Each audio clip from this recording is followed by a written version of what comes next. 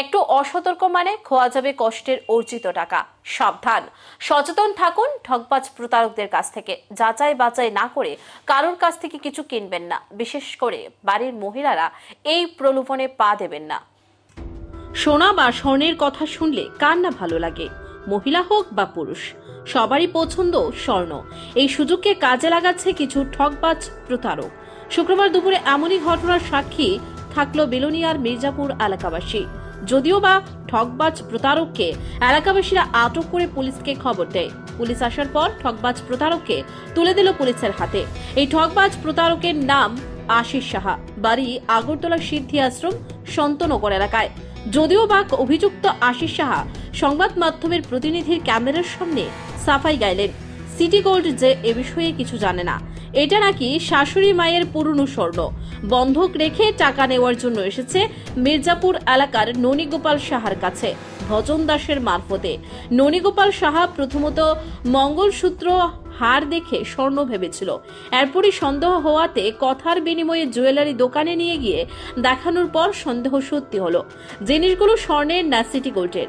সাথে ঠকবাজ আশিস সাহাও ছিল, কিন্তু জুয়েলারি দোকানের মালিক পুলিশের হাতে ধরিয়ে দেবে বলে বলার পর পালিয়ে চলে আসে।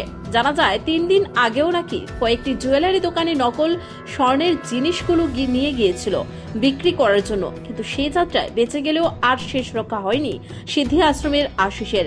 পরবর্তী সময়ে ঠকবাজ আশিস সাহা মির্জাপুর এলাকার ননীগোপাল সাহার কাছে কিছু টাকা ধার দিয়ে বলে ঘটনার বিষয়ে কাউকে কিছু না বলার জন্য। ননীগোপাল সাহা টাকা না নিয়ে এলাকাবাসীদের ডেকে এনে ঘটনার বিস্তারিত জানাতেই আটক করে রাখে। পুলিশ আসার পর তুলে দেওয়া হয় আশিসকে। এলাকাবাসীদের অভিমত, ননীবাবু বুঝতে পেরেছেন সেটা আলাদা ব্যাপার, কিন্তু বাড়ি বাড়ি গিয়ে যদি এ সকল প্রতারক ঘরের মহিলাদের সাথে প্রতারণা করে, তাহলে সহজ সরল অবুঝ গৃহিণীরাও যে প্রলোভনের ফাঁদে পড়ে প্রতারণার শিকার হবে সেটা একেবারেই বাস্তব।